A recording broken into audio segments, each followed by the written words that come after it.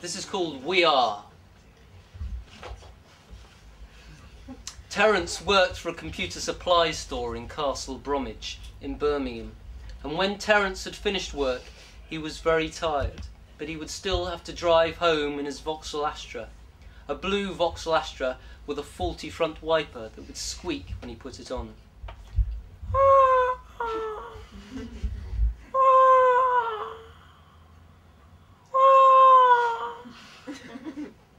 He'd been driving the same route for 7 years, and it was so familiar to him, it was like a crease in his hand.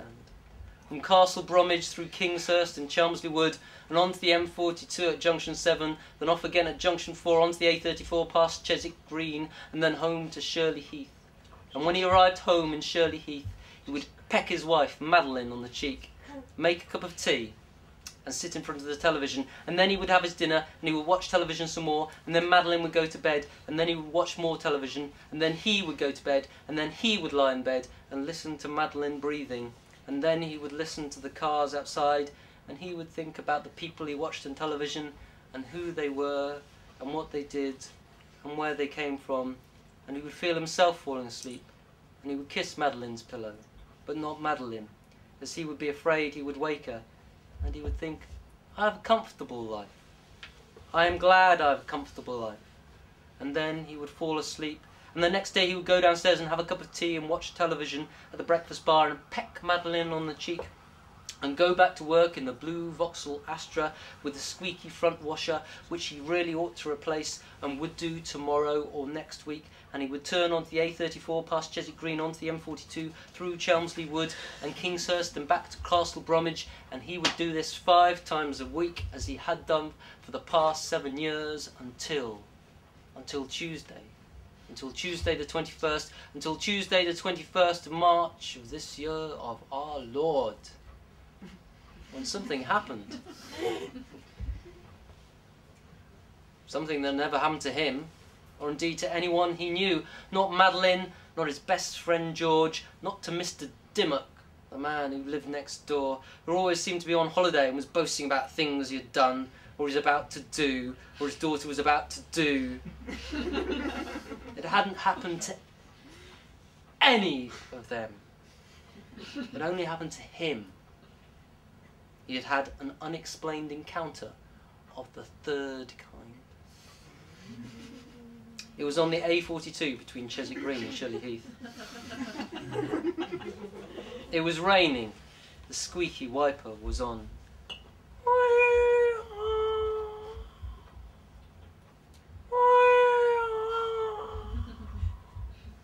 He had to slow down because the windscreen was misting up, and then all of a sudden the wiper stopped and slipped down to the bonnet.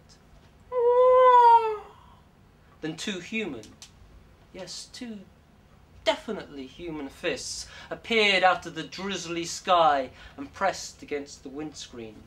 And written on the backs of the hands were the words, "We are." Blimey, said Terence. And then the fists disappeared, and the windscreen wiper started up again. We are.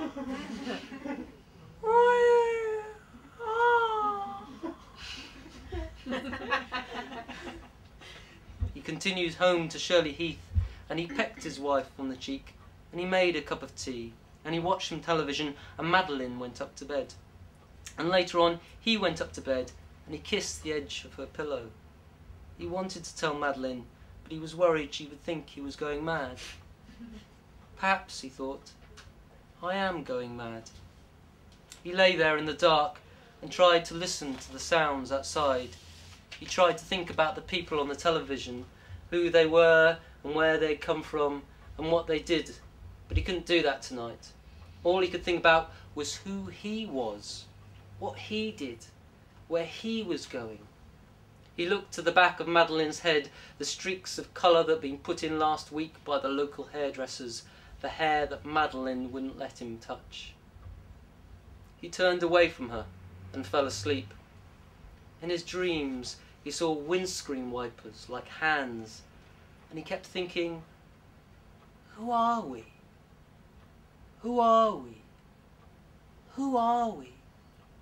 As he rolled backwards and forwards in his sleep. When Terence woke the next day, he had a cup of tea, watched the television at the breakfast bar, pecked Madeline on the cheek, and went to work in his blue Vauxhall Astra. He went from Shirley Heath to Chiswick, then on to the M42 at Junction 4 and off at Junction 7 through Chelmsley Wood and King's Heath to Castle Bromwich. It rained all day, and then he drove home through Castle Bromwich, through Kingshurst and Chelmsley Wood and on to the M42, and then,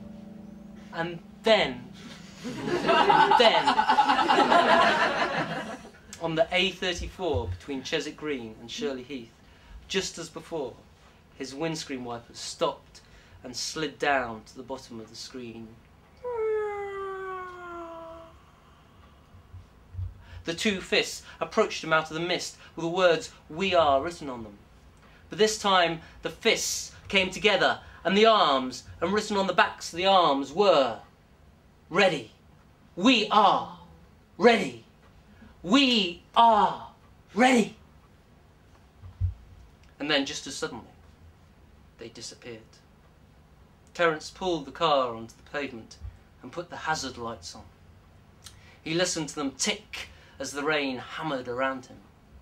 Tick, tick, tick, tick.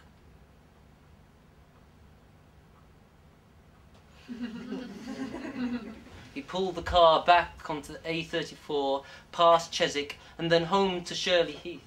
And as he lay in bed that night, he wondered who it was who was ready, and what they were ready for. He looked at the back of Madeline's head, her tinted haircut, and said, "I think I'm going mad." She humphed into a pillow, so he said it louder, "I think I'm going mad." "Madeline." "Go back to sleep, Terry," she said.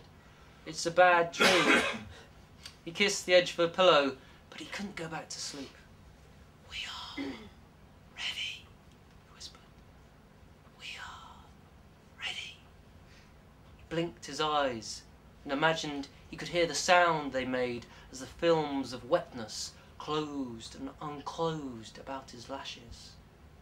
Tick, tick, tick, tick, tick.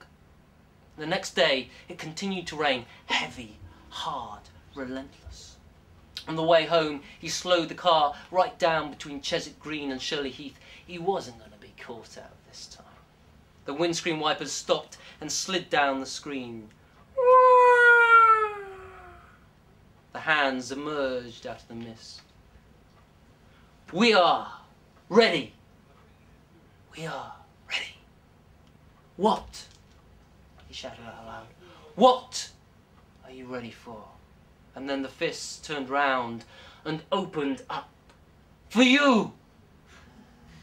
And then the hands broke through the windscreen, smashing it, and pulled Terence by his shoulders through the broken glass so it scraped his cheek bloody, and he was dragged up into the sky.